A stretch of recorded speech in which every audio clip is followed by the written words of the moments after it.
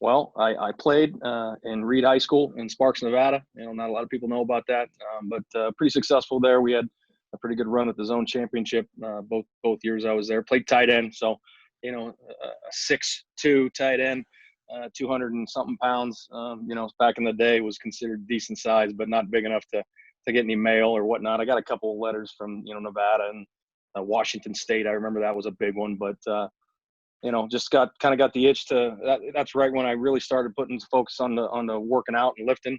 And my dad said, if you want to play tight end in college, you got to do that. And I loved college football. My dad had season tickets to Cal growing up, so we would always go down and watch Cal play the next morning after my games, which was really cool because I'd sleep all the way till about I say Sacramento, and then wake up and rip a Mountain Dew and some chocolate donuts, and then go watch Cal play. So I think that's where I got the itch to I knew football was going to be part of my life when I'd come over there and we'd walk to the stadium and I'd come up the stairs and I'd see the grass and see the guys warming up. And I knew that I would always reference that, this is what I'm going to do at some point. I don't know what capacity it's going to be, but I'm going to be around this sport.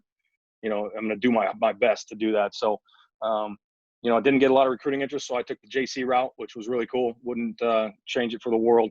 I played at Sacramento City College, met one of my best friends in this profession there. We actually got into a little tussle first day of pads, and then they actually moved us into a new locker the next day, and it's a JC locker room, so you had to share a locker, with a guy, and lo and behold, I'm sharing it with Jamar Kane. So, Jamar's the D-line coach now at Oklahoma. So, and he's had a similar journey as myself, but that, he said, you just looked at me and said, well, what are you going to do about it? You going to be my friend? You're going to be miserable about, you were holding me anyway. And I said, I wasn't holding you, but I'll still be your friend. So, that forms a lot of relationships in football.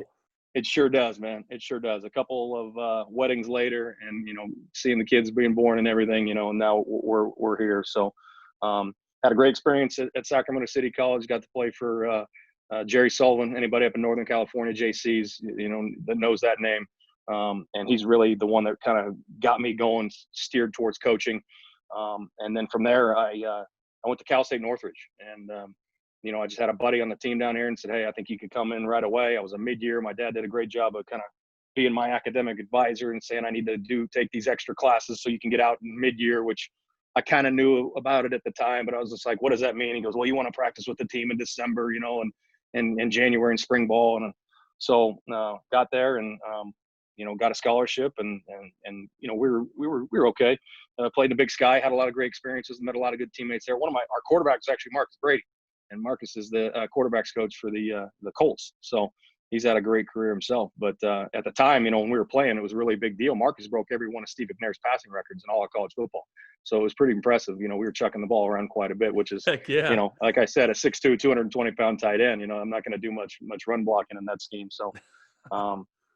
So it was part of that team from I believe it was 01 and 02, which was the last years of the program. They folded the program, and I was really obviously really upset about it for the young kids, their career. But I was done. But I had a deal with Coach Kieran, Jeff Kieran, who actually coached out here at USC, I think prior to the Northridge job. But I was going to be the student assistant tight ends coach because they really didn't have one. We had an assistant O-line coach that we got thrown to, and he did a great job with us. But Coach Kieran approached me and was like, you want to coach these guys next year while you finish your degree? And I was all about it. So when they folded the program, it was just really a kind of a hitch in the road. So our linebackers coach from Northridge goes to Moore Park and calls me up and says, would you like to come out? And they need an O-line coach and a tight end coach. And he goes, it'd be a great opportunity. And Jim Bittner's a legendary coach out here in Southern California. And so I went out there and I worded it in my statement to the Cal State Northridge and put how many hours I'd be out there. And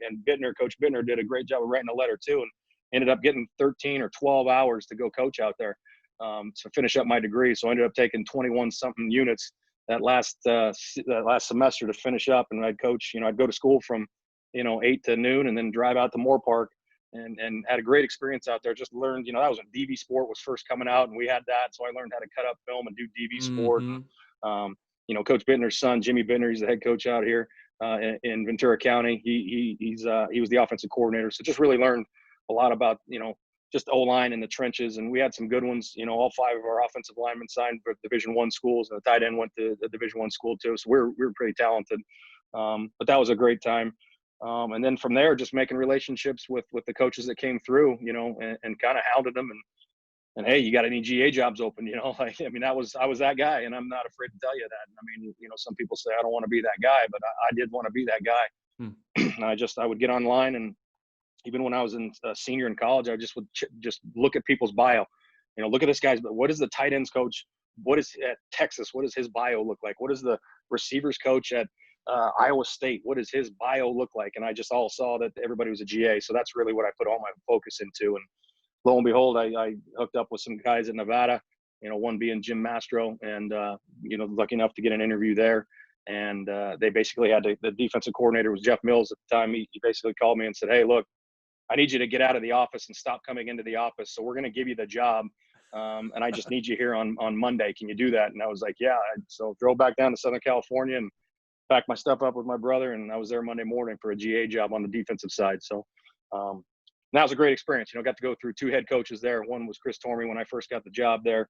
And then Coach Alt, which was a legendary coach up in Northern Nevada. You know, I used to wear my Pop Warner jersey to the Nevada games, you know, and watch Coach Alt's team play through all different Division II, 1AA, and all the way up to when he transitioned into 1A. So really cool to get a chance to work with Coach Alt and move to the offensive side of the ball then.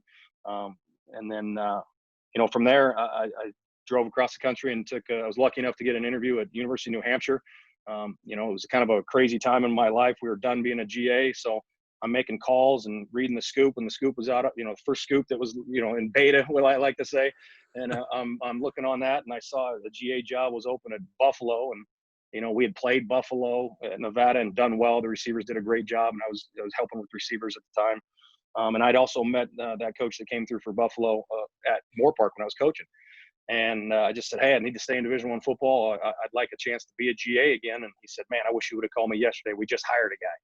And so I was, you know, oh man, this is crazy. I'm going to go have to substitute teach again. And, you know, I'm bouncing at a local, you know, bar that all my friends walk into. And it's just kind of what I thought was a low point, you know, in my life. I'm like, oh my, I'm living at home. Ain't gonna lie. You know, I was living at home, you know, at 20 something years old, making $700 a month. And he said, I'll tell you what, though. He said, the guy just left from being a restricted earnings receiver coach at New Hampshire. And he goes, they were a playoff team this year. He goes, they just actually upset Georgia Southern in the first round of the playoffs. He says, they got you know, their head coach is a good head coach, and they got a good offensive coordinator out there. He goes, you might want to call him. So I grabbed the book. If you guys know what the book is that high school book, or the book that has every college address and number in it. Used to get, I don't know how you used to get it, but all the full-time guys when I was a GA had it. And I always used to make sure I snagged one off of somebody's desk. And I got the book and I called, and, you know, I was just lucky enough to get on the phone with Coach Kelly. He was the only one in the office, and he was the offensive coordinator. And I just kind of told him my story like I'm telling you guys now. And he was pretty interested. And he said, well, let's get you in touch with the head coach. And I'm going to tell you, over a course of 3 months, you know, it turned into, you know, we're going to fly you all the way out here and put you up in a hotel to, hey, I can pay for one. And then, hey, if you can get the flight, we'll put you up on in a hotel. And then, long story short, I showed up. Coach Mack, the head coach, picked me up from the airport, and he's like, hey, the hotel's full. You're going to have to sleep in the spare bedroom. I said, let's go, man. Let's do it. So he picked me up and interviewed and was fortunate enough to get that job, which was really cool. It's kind of what I call, you know, the life-changing job right there. I mean, it was for, I think at the time, $12,000, which, you know, you really don't care about, because I was just like, this is awesome and this is what we're doing. So lucky enough to get that job. And you know, I think when I first walked into that office, I was trying to remember this today because I knew I was speaking with you guys, but when I shared an office, I'm going to say I shared an office no bigger than this master bedroom that I'm sitting in right now with 4 other guys. And let's see, it was Tim Cramsey, who's the offense coordinator at Marshall, Joe Conlon, who's the head coach at Fordham, Alex Grinch, who's the defensive coordinator at Oklahoma. And then I'm trying to think, I was racking my brain. But, you know, just fortunate to be around just a bunch of young, good coaches that were all, you know, in the same boat of, you know, not really making any money, but not really caring, you know, and just kind of, and, you know, fast forward 5 years later, when you make your way up the ranks, there is just seeing that it was worth its weight in gold, just learning from everybody and that came through that program. And obviously learning how to run a successful program, you know, through the head coach, Sean McDonald there. You know, we went to the playoffs every year. We were 4-0 against Division 1A teams when we were there. We were pretty successful. So And then watch Coach Kelly obviously go on to Oregon, and everybody obviously was rooting for him there. But yeah, just a really fun time. Met my wife out there, so obviously just a great time. And then transitioned to the University of Wyoming, just used some of the contacts that I made when I was at Nevada, and just kind of did the back channels and, hey, do you know him? I'm pretty sure you went to, I'm pretty sure you guys GA'd together back in whatever, is that true? Yeah, I can talk to him. I'll call him. So really worked hard on that end. And then was lucky enough to go coach receivers at Wyoming. And again, I know I'm throwing out a lot of names, but I learned something from all these guys, along the way. And I think that's an important part as I listen to your guys' podcast, other people's podcasts. I think that's really important when sometimes you never know who you're sitting next to in a room, to learn from, or to just to gain one little cent of knowledge of something. So, Jim Harding was the O-line coach there. He's at Utah. He's done a great job at the University of Utah. Grinch was there again. He was there as the secondary coach. Marcus Arroyo was our offensive coordinator. He's the head coach at UNLV now. So just the head coach, Dave Christensen, who I had watched. He was at Missouri doing all the empty stuff and running counter at it empty with the quarterback at the time. I can show you my VHSs that I have when I recorded them, and I was pressing pause and play and record them all at the same time. So just a great experience there. And then from there, went to Toledo, and that was another eye-opening experience, to be honest with you. I mean, here we go, moving across the country with a 4 and a less than 1-year-old, and but it was a great experience, man. I'll tell you what, it was. Matt Campbell, got the chance to work with him and the entire staff there, and then was lucky enough to stay on when Jason took over, and really, obviously, just to learn a ton from those guys, all the guys there. The Tom Mannings, who's been in the NFL, who's now with him. Everybody that's at Iowa State, obviously was at Toledo. And just learned a ton about receiver play from Coach Cannell. Coach Cannell's got, I think I was thinking about it the other day. I thought he had about 5 to 7 active NFL guys that he coached, whether at Mount Union, Toledo. So really learned a lot about the minute details in coaching receivers, and then just learned a ton about recruiting. I think that was the biggest thing there. Learned a ton about recruiting from Matt, learned a ton about recruiting from Jason, and really enjoyed our time there. And then from there, went to Wazoo and got a job, got a chance to coach with Mike Leach, which, I told him on my interview, and, if you guys know Coach Leach, he'd be interested in knowing this, but man, I used to trade guys online drill tapes just to listen to Coach Leach's drill tapes. I'd film some of our Indy at Nevada, and then I'd send it to some guy for, $6, and he'd send me a Leach 95 cut up, on DVD or, I had a ton of Leach stuff. I was just really infatuated with what he was doing all the way back to when I was at Northridge and he was at Texas Tech. So just an unbelievable opportunity. Jim Master was there, who I got to work with at Nevada, and obviously he helped me get that graduate assistant job there. But it just really good, cool to connect with him at that time of my career, so you can see my kids. And we were about 2 doors down from each other. Like I said, Grinch was there as well, but it was just a really cool opportunity. I think we won 9 games that year, had a special season. And then Coach Kelly called, that was, I think everybody was happy in Pullman. We had a nice little setup going there, but, to come back and, I've always talked to Coach Kelly along the way and thought of him as a mentor. And, when you get frustrated in this profession, as anybody does, I don't care what rank you're in, junior college, high school, middle school, you're going to get frustrated, and, you're going to need somebody to lean on and talk to. And he was always that guy, as well as Coach McDonald at University of New Hampshire. They're my guys that I would call and, hey, I'm struggling with this. Can you help me through it? Or what do you think of this? What should I do here in this case? So just a chance to come back and coach a different position.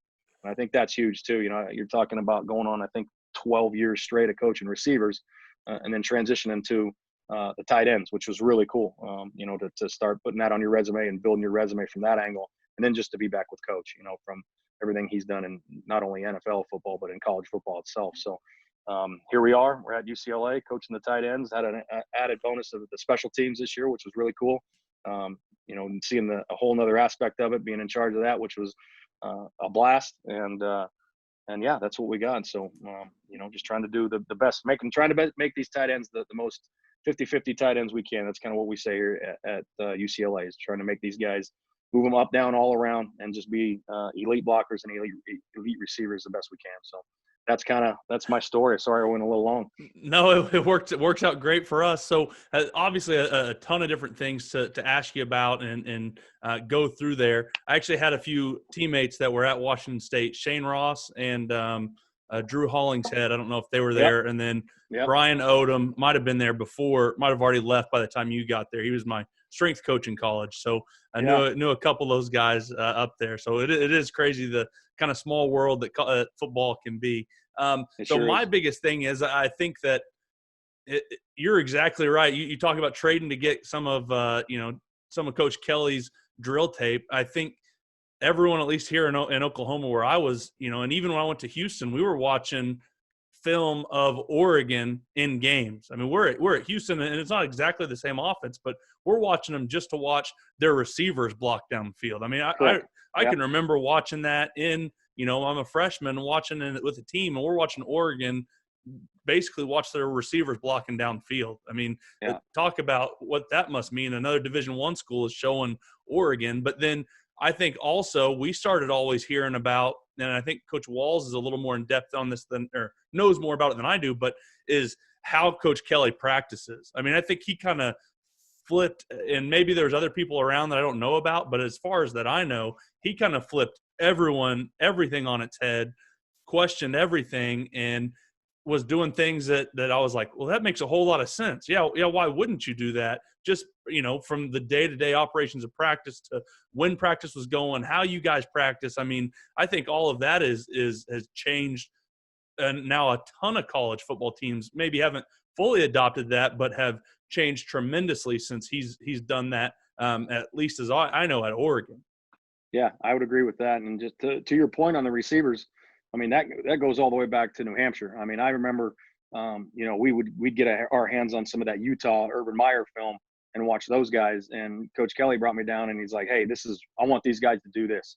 He's like, so let's make a plan. And he goes, if you do anything, like, let's get them to just consistently catch the ball and just get them to just, absolutely be a punisher on the edge. And so I put all my focus into that, and obviously with his help. And I mean, guys, it was like as crazy as, if you're running outside zone away and there's no read, I mean, if you didn't cut the near safety or at least throw a cut block, it was like you're getting a missed assignment. I mean, it was to that point. I mean, Coach Kelly and I will still joke sometimes about the good old days when you used to cut people, like that. But he'll say, Sage, go get your hard drive. Let's show them, a couple of blocks like we're talking about, and there's some good ones on there. And like I said, it looks like beta, man. It's old film, but we'll show them all the time. But I mean, that goes back to those days. And I think it rubbed off when Coach Frost was doing it. Obviously, you got a hard-nosed, Coach Frost coaching those receivers, and it rubbed off on those guys. And it's just the same mentality. It's, you can turn 6 into 60, man. You can, blocking for your teammates, showing a little love to the guy next to you. That's what I say to my guys now. Look, guys, it's hard. We all come from different backgrounds. I get it. If you don't want to tell the guy next to you, you love him right now, you will by the time you're done here at UCLA, but show him a little bit of love and transition from a receiver to a blocker and just, go put your face on somebody. And, we're slowly working to that level now. Those guys at New Hampshire, they still chime in every now and then to text messages. Remember when I flat backed this guy from this game? Remember when I cut this guy from this game?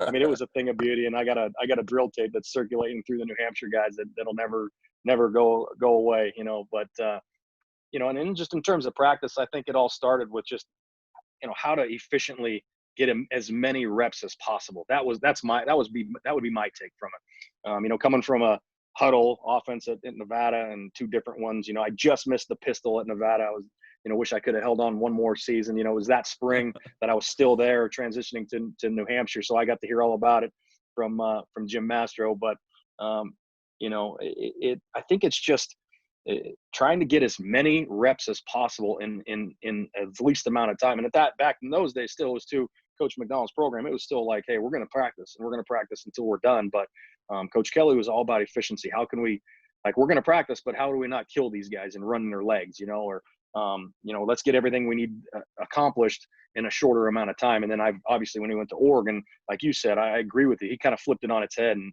to the point where he went into the mornings, and to the point where he started going on light on Thursdays after his study that he did with a bunch of Olympic trainers, and then going a little bit faster to crank up that nervous system on Friday. I think that was all cutting edge stuff that obviously bled into college football. And I mean, and right now, I think if you go in the afternoon, it's kind of like, oh, interesting. Talk to me about that, right. Even though we've spent a lot of time doing it, but I see benefits to both, with especially as many night games as there is here. Some of the Big 12 programs and Big 10 programs go in the mornings because they're going to be playing in them, in those noon games. But I just think it works out better for us here academically too. UCLA obviously being a high academic school, these guys take in the quarter system, they take a pretty high academic workload. So I think it really helps those guys to kind of cut it off, from 7 to 11 is football time. And then from basically 11 to 5 is your academic time. Come back for dinner at the facility anyway, and we bring them back for a 40-minute position meeting, and then they're out. So you got basically from 6 to 9 to study and do what be a college kid. So I think it's that kind of stuff too that you talked about. Not only just the practice structure, but the little behind the scenes. Hey, let's keep these guys' attention. No more meetings longer than 40 minutes. If you do go longer than 40 minutes, have them get up and use the restroom. In this day and age, and even going back a few years, have them check their social media for 5 minutes, real quick. Like, I used to be that guy, put your phones away, and when we're talking and presenting, their phones are away. But hey, let's use the restroom, check your Twitter, whatever, get it out of your system. Let's regroup, refocus, and let's go here for the last 20 minutes of this session and watch 7 on or something like that. So I think there's a lot of little things like that, behind the scenes that not a lot of people know about. But yeah, it's just to try to go as fast as humanly possible back in the day, and try to get as many reps as you can. And then built in some periods where we're not going fast, so we're, one of his pet peeves was going as fast as you possibly can and just draining the receivers and then going right in, in 7 on and then going right into a team. And it's like, well, these guys just ran, 24 straight plays, and then we're going right into a team. So, trying to help the guys out that way, and it just gives us more mental reps and more walkthrough, which you guys are probably hearing a lot more, or that's really beneficial for the offensive line, the tight ends, the receivers, with as many route conversions as there are. Take it over to defense with as many patterns as they're saying. The RPOs, you can't get enough walkthrough with the RPO stuff going on the defensive side of the ball. So I think those built-in, teach periods that we got, after one of those big running sessions, in between the team and the 7 on, is one of the things that really was beneficial. And I know he started that at Oregon as well and took it into the NFL too. Coach, I loved your stories. About, growing up, obviously when I was a GA, it was the same kind of deal. I had to laugh. We had 4 of us living in the house too. We were lucky enough to have a pool. So it was kind of funny because a lot of the full-time guys would actually hide out from their wives for a while, and they'd come over to the GA house so they could, party a little bit, let their hair down. But, I always told Coach Harper, and Coach Harper and I have been together for a while now. And I said, that was the number one question I would ever ask somebody if I'm in positions interviewing guys, how much do you love football? And we all know the yes, sir guys, we all have them. Like, do you love football? Yes, sir. Yes, sir. They just keep saying it. And I always took another friend, I want you to show me how and why, you love football. And you telling that story, to me, it's not only just saying you love football, you personified it.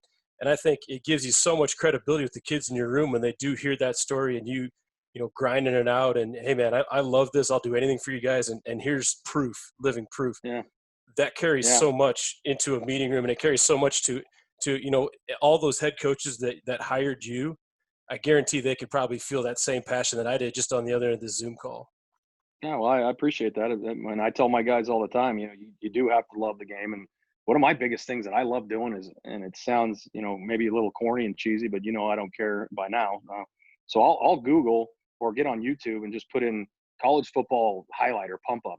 And sometimes I'll lead a meeting off, if it's a Saturday and you're going to get after it a little bit, and you got 100 recruits coming into town and it's that day, back in New Hampshire, you used to have to buy the kids breakfast. I'd bring bagels, I'd spend $36, which is like $1 million when you're making whatever back in the day to bring my guys bagels. But, and I just remind the guys, you get to do this today. Cause there's always the big hit. There's always the big sack. There's the big Moss catch in the back. There's the big juke, the big whatever on that highlight film or that pump up next to some music that gets you some goosebumps. And just to kind of get, I'll show it for 2 minutes, maybe a minute. And then once one groan comes out of them, like, ooh, then I'm like, guys, you get to do that today. Like, just don't forget that's, I know that you get lost and what do I do on this and this and this and this and this and this and everything, all these little intricacies and fundamentals that we're teaching our guys. But don't forget, like, this is the root of it, man. This is Pop Warner, you in the backyard. If you didn't play Pop Warner, I know you played some sort of football where you ran up to the Cadillac and took a left and you got a ball, like that. That's what you get to do today. So, yeah, I hope that rubs off. I'm glad it does, because I try to, portray that, every time you you come into the meeting room or whatever it is, whether you're in front of somebody or whether I'm in a clinic too. I just think that's something that I'm glad I came across that way. So, and then I've been listening to a lot of podcasts, and listening to PJ Fleck a lot last week, and he said he's never going to hire a guy that hasn't been fired. And I think that's a great point too. To come across, we got let go when we were at Wyoming, and like, what are you going to do? You don't have a job. You got a 4-year-old and a 6 and a, let's see, he was born in August, so he had a 4-year-old and a 3-month-old. You know what I mean? And it was like, what are you going to do? And we were lucky enough to bounce back and get to Toledo. So, I think that's another instance of, how much do you love what are you going to do? You're going to fight obviously for your family, but then fight to stay in the game. So, and then, I'll give you one more, and then you can move on. But my dad, like I said, he was my counselor. And so he enrolled me into a computer class in between the summer of my senior year in high school and going into junior college. And I figured out how to use the World Wide Web, as it was known back then, and because that was like 1997. And I found, when she was up there talking about Excel and PowerPoint and all this stuff, I was listening, but I found a Bill Walsh West Coast offense site that had the entire playbook on it. And I thought I was being pretty sneaky and printing off, 20 pages here and there. And at the end of the class, because it was a sped up summer school, so it was like a 3-week class. At the end of the 3 weeks, the guy goes, all right, Sage, good job. You passed with a B plus or whatever. He goes, but you owe me $96.14. I'm like, what are you talking about? And he's like, well, that's what you printed off in the lab, the printing lab. I'm like, oh, okay. So my dad was not too happy about that, because I think at that time, I think the $96.14, I think, was probably about $27 more than the actual class itself.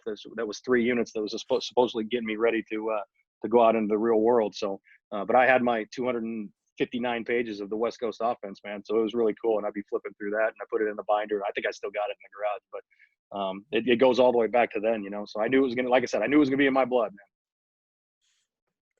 I was on the same site all the time when I was supposed to be studying back in college. I'd be on at westcoastoffense.com, man. Yes, sir, man. That was a good one. All over that thing. I could probably still tell you all the different categories that he had. Yep. It was a great site. I don't know who did it, but it was a great site. I actually met him. I did his podcast one time, John Anderson. Oh, that's cool. That's really cool. Crazy. Coach, I got to ask you about, receivers. You coaching receivers for, basically almost a couple decades. Yeah. But, I coach receivers now too. And I guess for me, it's like, I always like to tell my guys what are kind of the traits of the best, so the guys that you've coached, the David Balls, the guys at all the places you've been, what were some of the traits and some of the things that those guys did, obviously on the field, but also off the field? Because I think it's such a powerful thing when kids tell you, Coach, I want to be the best. And then you got to be able to kind of lay it out for them. Sure. That's a great question. It really is. What I would say is, I used to be the guy that's hard line, you got to do this, you got to do this. But obviously as you get older and you coach different body types and you coach different backgrounds, you look at my background in New Hampshire, Wyoming, out in the middle of nowhere, but, trying to recruit. I think Alex Grinch and I went to the Dallas-Fort Worth area for 3 weeks, and we stayed out there while our families were back, because we didn't have the budget to fly back and forth and recruit, the Metroplex. And then obviously in the Mecca, kind of in Toledo, where everything is in a 4-hour radius of all these big cities. And then going even in Wazoo, kind of a similar situation as Wyoming, but on a grander stage, obviously. But recruiting a lot of different players. That first January I was out there without my family there, I would do a swing from Spokane to Denver to Louisiana to Tampa back to Dallas to LA, and then home and for official visits on Friday. So you're just recruiting different guys and body types. So I'm not going to tell you that there's one hard line deal, but I will tell you this: in terms of athletic ability, the quick twitch really has separated the guys that I've coached in the past that are still playing at the next level. The ability to sink your hips fast and get out of breaks, and sink your hips and change your direction without slowing down your rate of speed. And I think I had a pretty decent one in that this year in our tight end, and obviously so did the Patriots that were taking him in the second round. But he had that ability, not so much running a 4.5 or whatever, but you guys understand what I mean. But sinking your hips, quick twitch, in and out of breaks. Obviously, the ability to catch the football really well. But that comes with, it's a broad statement, obviously, hey, catch the football. Yeah, I'm with you. But does he attack the football? How is his hand placement? Little things like that you can coach and coach through. But and then off the field, I think it just comes down to, I mean, I've coached the grinders, that just grind on tape. Show me the practice tape. As soon as the practice tape is up, let me watch that. What do you think here? But I would say the number one trait is just trying to, a little humility, honestly. And I know that's kind of a crazy answer, but when I say that is just being humble to be able to be critiqued by anybody in the room. That's a big thing for me. Big thing for me coaching receivers and tight ends is anybody can coach everybody. I don't care if you got a wily vet that's caught 100 balls for the program and is going to break the record receiving. He can coach the freshman, and then vice versa. If the freshman sees the senior false stepping, he should be able to call him out and tell him that, because we're all on the same page. We're all fighting for the same goal here, man. Like that's kind of been my thing all along. So, and that statement of having a little bit of humility and being humble it's pretty broad, but it could be that something to where, hey, at Toledo, we'd go in and we watched 7-on-7 as soon as practice was over. And I thought that was a great tactic, but then, trying to wrangle some of those guys in after a long, hard practice and still be within our countable hours there, we had to be that 15 minutes that we had to get, 16 plays done, or else I'm bumping it to my meeting tomorrow, for tomorrow's meeting. And whether it's, your senior grinder leading the charge or your senior junior that's leading the charge going, hey, let's go in there, let's knock this out, let's not mess around. I know we're sweaty, I know we want to hop in the shower, but let's get this 15 minutes, and this is going to be huge. We're going to watch the red zone 7-on-7, and you got to see what that corner's doing. And then maybe that brings along, the super talented freshman that is, man, I don't want to be doing this right now, So just kind of humbling yourself and knowing what's good for the cause and what's good for the program and yourself ultimately in the long run. Coach, I'm kind of curious with tight ends, and in the past at our high school, we've had a tight end and we've had fullbacks, and we've had two separate guys for that. With how we're going and how we look personnel wise this year, we're probably going to have that guy that we're going to want to put at tight end and at receiver and in a fullback set and 20 personnel. How do you spend your time? Because to me, tight end, minus the quarterback, has to know more than anybody else on the field. I mean, he's got to know every formation, every run, every pass, every RPO, half the RPOs, half, all that stuff. Maybe pass protection as well. He's got to be, not only does he have to know that, he's also got to be able to get that done, technique wise. Offensive linemen spend their whole time working on run block and pass block, and you guys only get a certain amount of time. How do you, and I don't mean exact percentage, but how do you percentage-wise put that, get that done in the meeting room, and then how do you get that done on the practice field? Yeah, in the meeting room, I think it's going to vary a little bit just depending on what you're going to watch. So if it's a big red zone day and maybe that week we got a big pass game in for the red zone, then obviously I'm going to pull more clips from that, and vice versa if it's a run. So I'm going to say you're going to be a little more varied in your percentage in the meeting room. And the good thing about us is we do get plenty of meeting time. Whether it's in spring ball where you have the extra day, or even in our everyday where we bring them back for a meeting, and then we have a meeting prior to practice the next morning. So I'm going to get my reps in. And honestly, I just want to keep it, you'd like to say 50-50, but that's just not the case in the meeting room. So we're going to focus on what we got. If I have a big pass set weekend that week, then we're going to spend most of our meeting time I'm going to watch. When I send them over to Coach Fry during 7-on, they're going to get a couple pass sets. They're going to work against a 6, 7, 9 technique, whatever the case is. And then we'll film it and we'll watch those. So maybe there's a little more pass that week, and vice versa. If we're going to run our duo play a little more this week, then maybe we'll work on that, or I'll watch those clips. But on the field, I try to get as 50-50 as possible. I know that's a general statement, and I apologize. But what I do say, and I will say, is to any coaches out there listening, is I try to err on, if I know that we're going to go to, which we do, we have a hook period every day where we hook with the quarterbacks and we do the tight end specific routes. Then we come back with RVA, routes versus error, routes on air, whatever you guys call it in your programs. But if I'll spend a little more time in individual, because we only get 2 indie periods anyway, I'll spend a little more time run heavy in those 2 individual periods where it's just the tight ends, slowing it down a bit, because you can have anywhere from 4 to 7 to 8 in this program. But spend a little more time on the run game there, because I can make up for it on the back end in our hook or our routes versus air. So, our guys are always getting whacked whenever they catch a ball. They're getting hit. I got my big pole and I'm whacking them with the pole, or I'm trying to swipe at their legs, whatever. So I know I'm going to get that skill taught. I'd still do it in individual if we choose to do a speed cut that day, early in fall camp. If you're saying your speed turns are going to go in that day, we'll rep through it and walk through it on cones. But then at the same time, when we go full speed, they're going to get whacked. So I know I can always make up a little bit of that on the back end, as long as you put it in the meeting. Hey guys, when we go to hook today, I'm going to stand there and I'm going to use my crayons. I'm going to put my pads on my arms, and I need you to work our club rip and our club chop release during that period. Okay. So I really want to see that, and I'll come back to it during one of those teach periods that we're not involved, that I was talking about earlier. And I'll still hit it with it when it's just them to get the minute details of it. But I like to make up some of that pass work on the back end when I know I got the quarterbacks and maybe the receivers there too, but I know I can still get good work.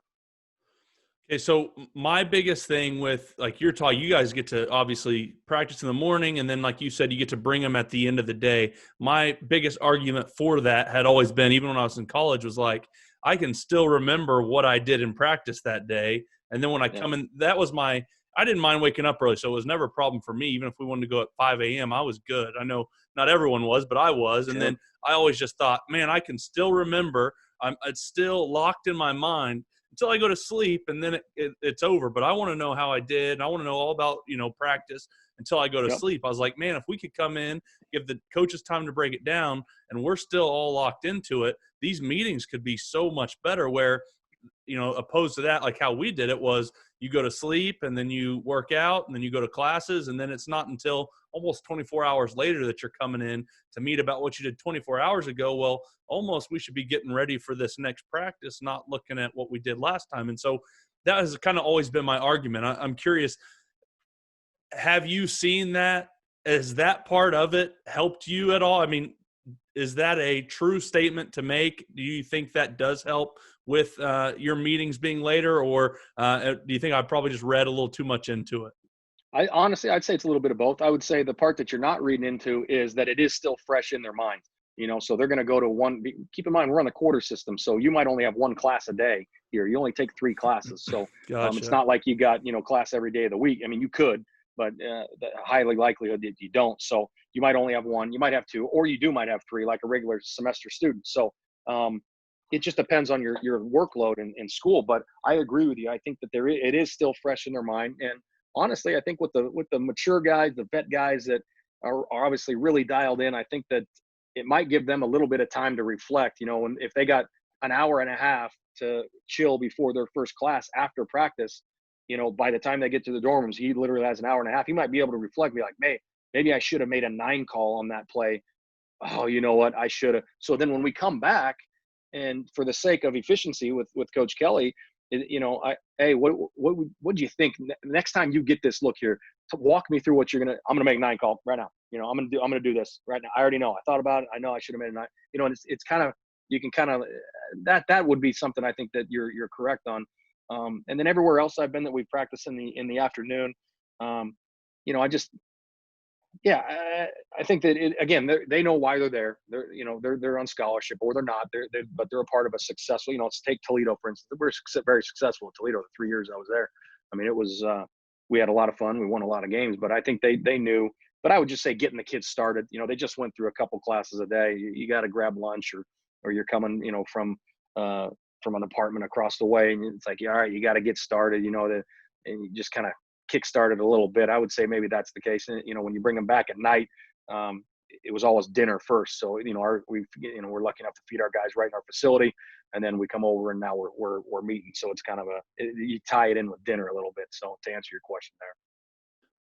No, exactly. That makes it complete sense. I think my other big question for any tight end guys in at the Division I level or the college level when it comes to recruiting, I know you mentioned the 2 big things that you really learned a lot about. I think you said was details with receivers and recruiting, throughout your journey as a coach. And so with recruiting, tight end, that always seems to me to be such a weird position to recruit, because so many of the freak athletes in high school, their team is not going to be able to put them at tight end. They're going to have to play outside linebacker or middle linebacker or quarterback or, maybe even tailback, and maybe not the 6'8" guys, but, they're going to have him probably not the majority of the time at tight end in high school. And so you guys are going to have to filter through some things to find that next big level tight end. What do you guys look for at tight end? How do you sift through, probably a lot of different positions to try to translate, hey, is this 6'6", receiver? Can we bump him into tight end, or do we leave him as a big receiver? How do you guys go through that?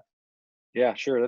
That's a great question. I mean, to be honest with you, that's what it is right now. That is recruiting right now. Is he a 6'6", 205 receiver that's going to get big enough, or is he going to grow into a tackle? That's always the two. That's the ends of the spectrum that you're working on in recruiting. So I think it comes down to how many at our level, how many you're taking. If you're going to take 2 receivers or 2 tight ends, then I think you got a little bit, and what your room looks like. Well, I got a couple of lighter guys that are more vertical threats that can help us and stretch the field in the pass game. Well, then maybe we got to go out and get your true Y 50-50 guy, as we like to say. Or is he just your move guy? Is he your A? Is he your wing, your H, your U, whatever you call him in your program, where he's going to be the wing tight end?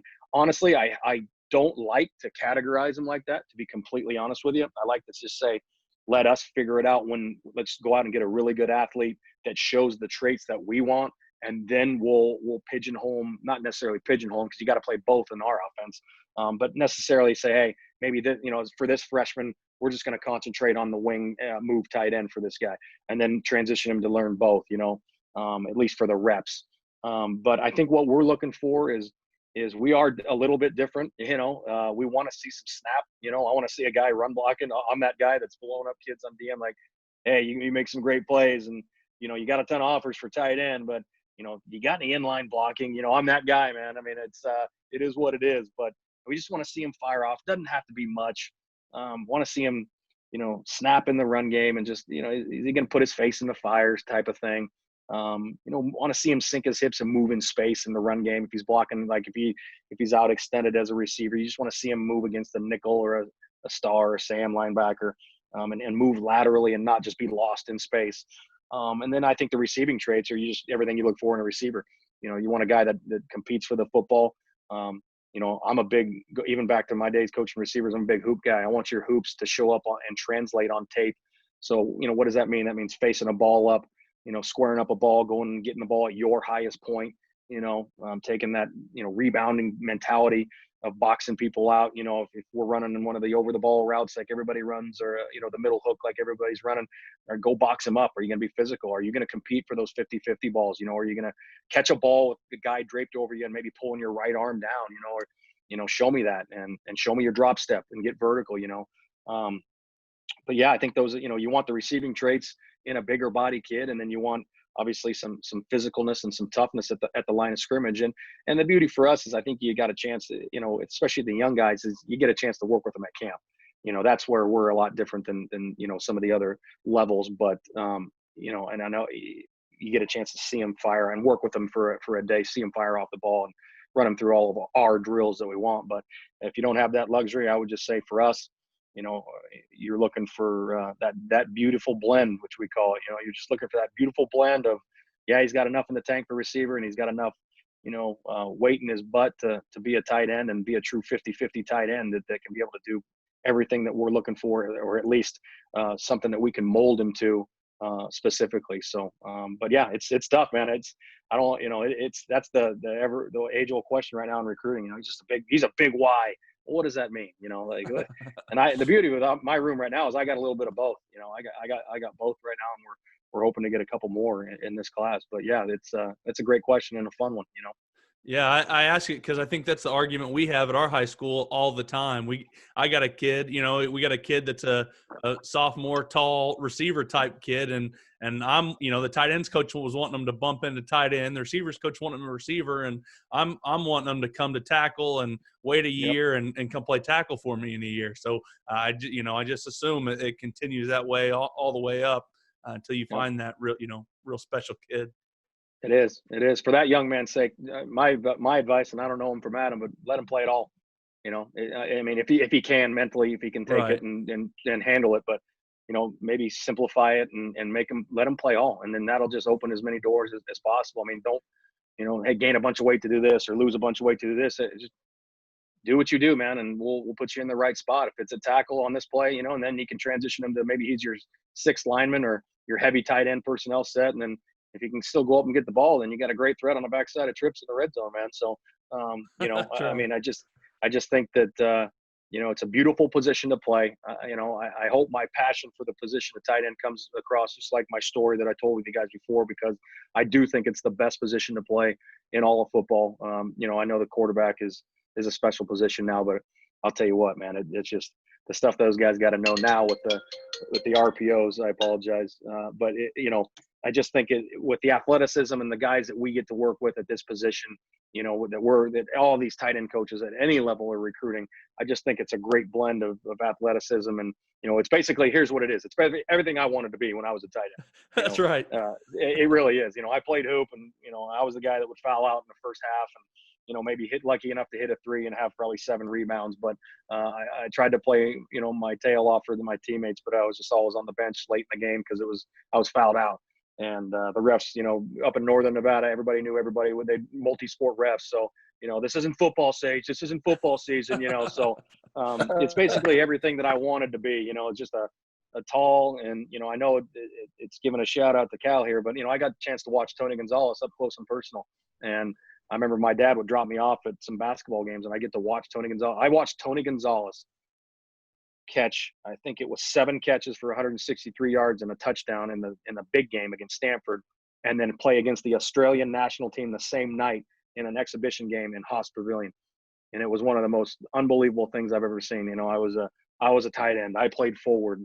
He was a tight end. He played forward. And so I just think it's a great position. You get to work with all different sides as athletes. I mean, you take my guy this year, Devin Asiasi, who just got drafted by the Patriots. He's not your 6'5", 6'4", 6'6" guy. He's a 6'3", 255 pounds that could basically, guys, do everything that you guys have been asking that I've been telling you. He did a good job of sinking his hips. He had enough quick twitch in there. He could sink his hips and move directions without really changing his rate of speed. He had the physicalness and the snap that we were looking for, and I think it showed, in the draft and on the film. And like I said, he was lucky enough to get drafted by the Patriots. But yeah, I got a lot of passion for the position, and I think that rubs off in recruiting too. Sometimes I think it's cool when you got a coach that played the position. I don't care what level you played it at, but if you played that position, JC high school, Division 2, 3, NAIA, I don't care. I think that's pretty cool. Coach, I think a lot of people, want to use a tight end and want to do a better job of that. What are some things that you guys do, kind of like your favorite routes, go-to things? I mean, your last 2 tight ends have had, 50, 60 catches and being super productive in the pass game. What are some of the routes? What are some of the concepts that you feel like, man, this is called to highlight the tight end. He's not just a check down, or he's not something, I think a lot of guys, I know me, myself included, always looking for ways to get the tight end more involved in the passing game. Sure. I know the first answer is going to be really vanilla and basic, and I hope you guys aren't mad at me, but it's good old fashioned Y stick, guys. I mean, that's the power of the pass game, as far as I'm concerned. It's been around for years, and it's going to be around long when I'm gone. But I think it's more about how you use it. It's when you break down the structure of the defense and who is on the other side of the defense, finding that matchup, exploiting the matchup with your bigger body personnel. So whether it's a smaller Will that week, or, hey, the Will can really run this week, let's put him out to the strong side and run it to the field. Let's do it at an empty, as you guys know, it can create a lot of mismatches across the board for any position. So putting them in that situation. And then the other answer in terms of the 5-step game would just be the good old fashioned 2x2 10-yard speed out by the tight end. I think we've done a really good job. It's just a deeper stick route that we coach it the exact same. So he has the ability to sit in zone and run out and man, which is the same thing we would teach him on good old fashioned Y stick. But putting, clearing it out with the front side receiver and running the good old fashioned 10-yard out with the receiver or with the tight end, and then putting whatever game you want to on the backside. But then having the ability to really go to that side versus all coverages. I think that's another thing too about the beauty of playing this position is, well, if I know the read says if it's man, you go to the other side or you stay this, but I got a 6'5", I got a 6'6", 256-pound kid in my room now where you can miss with that throw and put that thing high and away, and he's still going to make a play on the football versus, the boundary safety or the will linebacker, sometimes the Mike linebacker. So those are two of the ones that we really rely on. And then just going back to Coach Kelly's, philosophy, dating all the way back to New Hampshire, everywhere he's been, Eagles, Niners, Oregon, is the play action game and just good old fashioned, Y over play like everybody's running. I mean, that's a staple, and we'll continue to run it. And, just trying to get him open in space. And obviously it starts with the run game, and you got to do your part in the run game and open up those holes, but just trying to get our guys behind the defense. I think that's the three concepts I would say that to really to begin with, and to start pumping that ball to the tight end. Coach, you've talked, several times and talked about starting a meeting even with a 1 or 2 minute pump up video, which I thought was awesome because I still watch those, myself, or used to watch them before we'd go play games just because it would get you pumped up. But there wasn't many Houston players in those pump up videos. The really cool part I would assume for you is there's going to be a lot of different guys from UCLA show up on those videos that you could show. I mean, random videos, you're going to see some of the, it's going to be Rose Bowl. It's going to be, all of everything that is college football over at UCLA. And man, what a cool thing I would assume be able to be is show that. I mean, guys, we're at it. We're at a bowl game that everyone wanted to be at, but where we get to be here every home game. What a cool just part of history. And I know I remember being 18 and 19. Maybe they don't think of it as that grand, but it really is. I think now when I get to look back at it, I think if you're in that position, man, what an easy sell to say this is college football. You're at the Rose Bowl. The videos you guys watch to pump other people up is of your alumni going out there and doing this same thing. Yeah, that's a great point. I will tell you that I'm not afraid to show any and everybody for those pump up videos to start my meetings.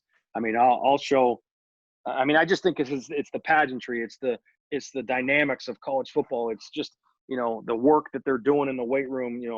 Sweating, blood pouring out, puking at times. Just with the guy next to you.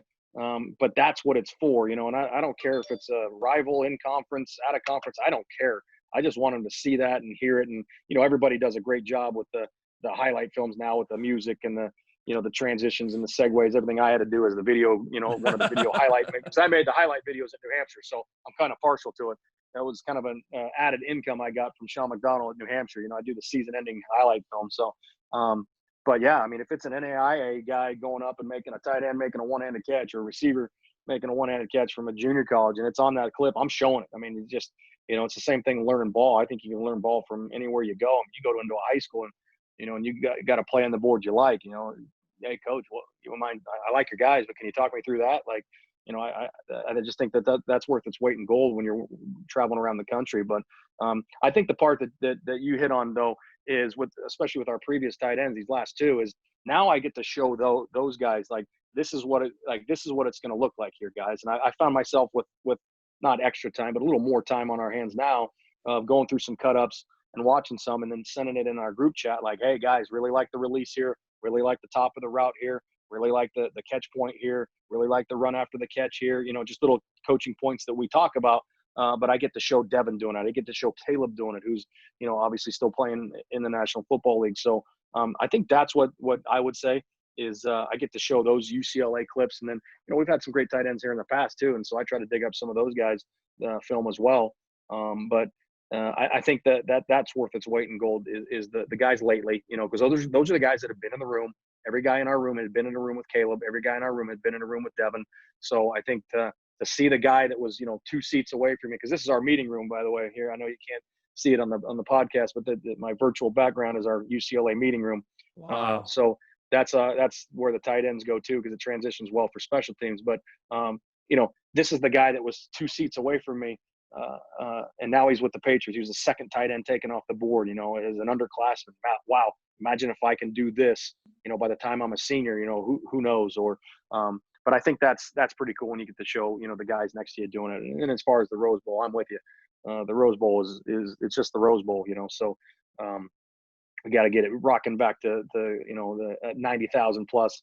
I know not this year, especially with what's going on with the COVID-19 and all that, but we're on the right path, and it is a special place to play, man. I make it a point to walk out there, play catch with my son and my daughter before every game for at least 5 minutes before the official groundskeepers kick us off, and then I just grab a piece of the grass and kind of look around, because the only one thing I think of, and I know you guys will understand, is I think of Keith Jackson saying, welcome to the granddaddy of them all, man. I think of it every time, and sometimes I get a little emotional when I think about it, but that's just what it is, man. That embodies the Rose Bowl, in that game, just listening to Keith Jackson talk about it. So but yeah, I mean, it's a pretty historic place, very, very lucky and blessed to be there the last couple of years. I know we got to go to the Rose Bowl. It had been back, Nebraska played Miami. Of course, Miami whitewashed them. But, I mean, what a cool venue, cool place. You get to go to the golf course. And then Nebraska went out and played USC, those dreaded words. A few years later, my buddies went out. And, of course, then they parked out there, and they actually got their rim stolen on their vehicle next to the Coliseum. So I'm like, yep, I like the Rose Bowl a lot better. It's a lot cooler place. So a little recruiting plug for UCLA. Yeah, I mean, we don't park on the that turns into, like you said, I think the golf course turns into a parking lot for our games. That's where we park. I've had family members that had to park over there, so I've seen it a little bit. We get to park, thank God, a little closer to the other entrance. But yeah, I mean, it's just a great setting. I love noon games, I really do. But when it's a 5 o'clock game in the Rose Bowl, and you got the San Andreas Mountains right there, and just kind of. It's really cool, guys. It's really cool. So, just like I said, that's why I show those guys those videos. Yeah. I'll show them. And again, it's not just the Rose Bowl, as you guys know, but sometimes, when the aerial views from, the swamp flying over on game day, it's pretty cool to me. Obviously I was in Toledo, so we actually lived about 40 minutes from Michigan. So, I drove to the big house and saw that one day. I actually had to recruit the school right at Hanover High School, right across from it. So I did a little detour, but it is what it is. It's your profession, and it's what gave you the itch. Like I said, a stadium, gave me the itch to coach this game. So, I mean, I climbed up to Strawberry Hill or Strawberry Canyon on, my dad used to call it Tightwad Hill at Cal, before we played them last year, because that's where they fire the cannon off. And I climbed all the way up there pregame before we had to go out. And I took a picture, and I FaceTimed my dad. I said, look where I am. He's like, man, I haven't watched the game up there for 40 years, or whatever it is, 50 years. So it was pretty funny. But I mean, that's why that's your fondest memories of the game, and coming over and smelling the grass when you first see that grass. And there's still nothing like it. I mean, you can go to a baseball game, and I've been to a ton of baseball games, major league games, and I try to experience that for my kids too, and have them do the same thing. But when you first see the grass, or what now is the turf, I don't care. It's pretty symbolic of, hey, this is pretty cool. We got to fly in and play UCLA my sophomore year, and so fly in. I had no idea there were mountains, and they're like, oh, there's mountains here too, and the beach. And so then we get to the field, and we walk out on the field. It's everything you thought it was going to be. It's the Rose Bowl, and then we go over, start warming up, and we're like, the cheerleaders are so hot here. We couldn't believe it. It's all we could talk about in pregame. And then you look up the stands, and you're like, just the regular people are hot here. What's going on? And then someone allegedly in my household now has a sign that, don't tell anyone, that says Rose Bowl, that someone took off of top of one of those lockers. We couldn't help but have one of those when I went home. But it was unbelievable. It was, like you said, those are the things that you remember, is some of those big time college places. I mean, it's on the first one. I mean, it's Southern California, guys. I mean, what can you say? I mean, it's that's all I can say on that. So, there's a lot of people here, so the chances of the cheerleaders looking like that are very high. I'm with you. We were shocked. We were the offensive line was happy. We got crushed later, and I get to play against Anthony Barr, which hadn't been an outside linebacker yet. I was starting, I think, at left tackle for the first game, and They kept telling me about this running back. I think he was a running back that converted to outside linebacker and better be ready. And I was like, yeah, I guess. And he was good, but obviously he wasn't anything like he was going to be yet. It was his first ever game at linebacker. And then, I get done and I start looking back. I'm like, remember they said I played against a really good outside linebacker. What was his name? I find out, and oh shit, Anthony Barr. Oh, that's pretty cool. Yeah. But funny how little I knew at the time. No doubt. Mine was with DeMarcus Ware. He was at Troy, I think, and it was on a punt team. And I'm lining up. I'm on special teams. I'm on punt return. And they're like, "Hey, this left guard, man, he can roll." And I'm like, I get in the game, and we're playing at Troy, and I'm like, oh yeah, like I'm looking at his, the back of his jersey. They didn't have their names on the back of it, but I'm pretty sure it was him because about a year later, when I was at Moore Park and we were watching, Troy beat up somebody on national TV, I'm like, that's the same dude. He's sacking the quarterback 8 times. I'm like, that was the left guard or right guard on punt, man. I had to go down like I just knew a human being that big shouldn't be able to move that fast, and so that was kind of my experience with that. But that's exactly right. Well, Coach, we've kept you on an hour, but the thing I always like to do before we cut everybody loose is ask you, when you're watching another team's offensive line, what's some things they'd be doing that would make you think highly of their offensive line coach? Yeah, that's a great question. I tried to do that, obviously, even, when I'm coaching the receivers, no matter where I've been, I try to be as active in the run game, especially when our guys I'm trying to get them to block just like the O-line coaches. I mean, one of the biggest compliments for me is when our receivers, at wherever school I'm at, will get up and talk to people or recruits parents, be like, he coaches them like the O-line. Like we get coached like the O-line, we get yelled and screamed at. Sometimes coach spits on you, like he gets excited, and I honestly take it as a compliment. I mean, because, that's just the way I want my guys to play with that same mentality when they're going up pro football, So, but I would say just, the physicality obviously is just one that, that's part of being an old lineman. But, I would just say the ability to work as one, if that makes any sense to you. You got 5 different guys, you got 5 different body types, you got 5 different personalities, but you guys know as well as I do, the offensive line does a great job of molding together, sitting in the back of the bus, being inappropriate at times. That's where the tight ends were. We were right in front of the O line, but in the receivers were in front of us. But so we got to hang out with like the guards, the centers and the tackles were all in the back. But just the ability to function as one and communicate, making the checks. I just think it's it's a thing of beauty when you got the center calling out the point, working here. Hey, you good here? Hey, make your rip or Liz call.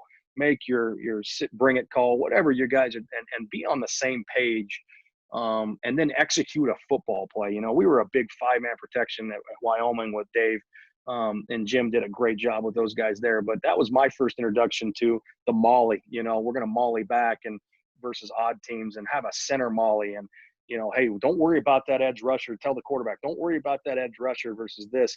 We're going to molly back and get him, and I was just like, is that really going to happen? And obviously, Dave was first year there and it took some time, but to see that work in unison and see that was just really pretty cool.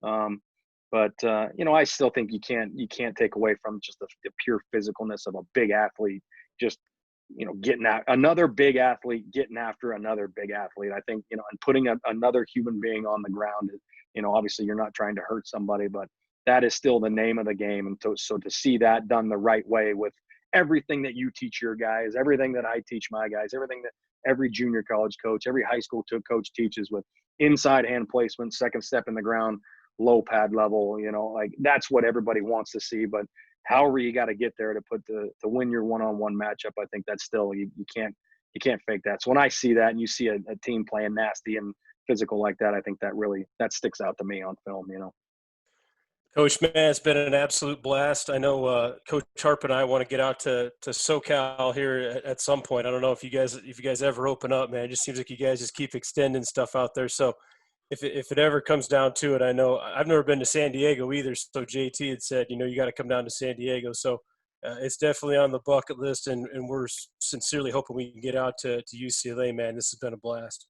Yeah, well, one, I hope I answered everything you got or that you needed. I know it goes fast when you start going down memory lane, and I hope I wasn't too long-winded. And 2, you guys are always welcome. Coach is great with that stuff. So you can knock 2 out in 1, just fly into either San Diego or LAX, come see us, and then you can drive on down or up down wherever you want to go. But come see JT and come see us. But yeah, I can't thank you guys enough. Like I said, you guys done a great job. Got to listen to you guys on my early morning walks and whoever you've had, and love how you guys mix it up too. So I just hope I gave you everything you guys need.